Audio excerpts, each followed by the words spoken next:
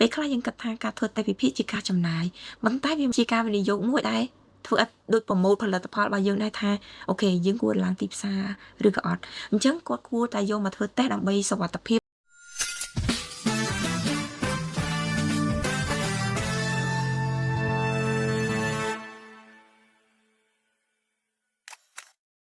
តើការធ្វើតេស្តត្រូវការញឹកញាប់ប៉ុណ្ណាទេបើសិនជាតាក់ទងមួយចោលបផឥឡូវហ្នឹងគឺ6ខែម្ដងបង1ខែម្ដងបើគាត់ចង់ដឹងខ្លួនគាត់ផ្ទាល់អញ្ចឹងគឺវាអាស្រ័យឯងពេលខ្លះក៏មួយអាទិត្យម្ដងពេលខ្លះគឺ1ខែម្ដងវាអាស្រ័យនឹងផលិតផលដែរប៉ុន្តែបើសម្រាប់ផលិតផលចោលបផគឺពីមុន3ខែតែដល់ពេលគោលការណ៍របស់រាជរដ្ឋាភិបាលមកអាដាមរដ្ឋមន្ត្រីគាត់ជួយសម្រួលគាត់បានចូលដល់6ខែគាត់ធ្វើតេស្តម្ដងបើសិនជាខ្ញុំធ្វើតេស្តផលិតផលខ្ញុំហើយឆ្នាំនេះខ្ញុំធ្វើហើយតែខ្ញុំគួរយកធ្វើតេស្តទៀតទេឬតែធ្វើតេស្តតែម្ដងនឹងចប់ហើយដែលខែគួរតែធ្វើតេស្តទៀតពីព្រោះនៅពេលដែលផលិតផលធ្វើតេស្តមួយឆ្នាំក្រោយហ្នឹងគឺយើងអត់ដឹងថាការផលិតវាតែងតែមានជាកំហុសឆ្គងឬក៏មានអីអញ្ចឹងវាមិនអាចថាមួយឆ្នាំក្រោយ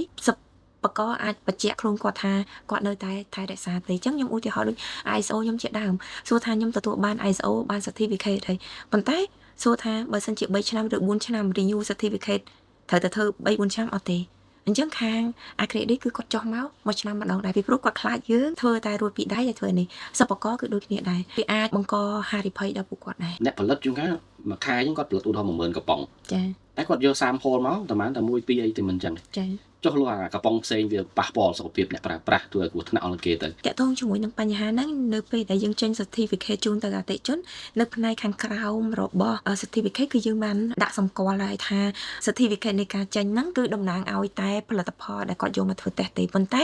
មិនតំណាងឲ្យផលិតផលរាប់ម៉ឺនកំប៉ុងដែលនៅក្នុងឡូរបស់គាត់ទេអញ្ចឹងបើសិនជានៅក្នុងក្រុមចាក់របស់គាត់មានបញ្ហាដែលវាមិនមែនតាក់ទងជាមួយនឹងផលិតផលដែលគាត់យកទៅអញ្ចឹងម្ចាស់សិប្បករគឺគាត់ត្រូវតែមានដំណោះស្រាយដល់ខ្លួនគាត់តើលោកស្រីមាន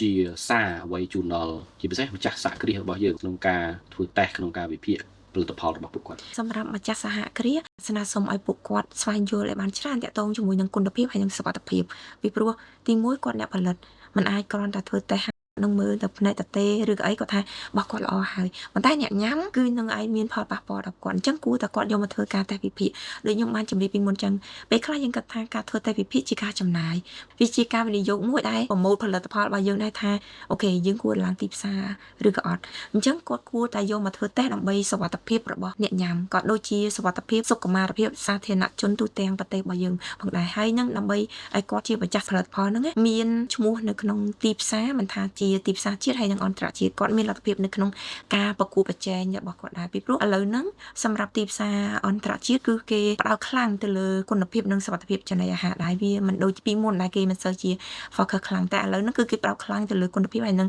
សុវត្ថិភាពម្ហូបអាហារបាទខ្ញុំសូមខ្លីៗសូមលោកស្រីបណ្ឌិត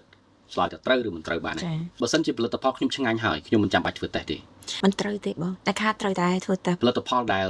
ត្រូវការចូលផ្សារទំនើបហើយនឹងសម្រាប់ការនាំចេញដាច់ខាតត្រូវតែមានលទ្ធផលតេស្តចាត្រូវតែមានលទ្ធផលតេស្តការធ្វើតេស្តវិភាគគឺជាការចំណាយមិនមែនជាការវិនិយោគរបស់អាជីវកម្មទេមិនត្រឹមត្រូវទេអូមានតែមន្ទីរពិសោធន៍ដែលមានការវិតម្លៃទទួលស្គាល់ជាអន្តរជាតិប៉ុណ្ណោះដែលចេញលទ្ធផលត្រូវបានទទួលស្គាល់ជាអន្តរជាតិចាត្រឹមត្រូវការធ្វើតេស្តវិភាគគឺសម្រាប់តែរោងចក្រសហគ្រាសធំៗប៉ុណ្ណោះមិនត្រឹមត្រូវទេ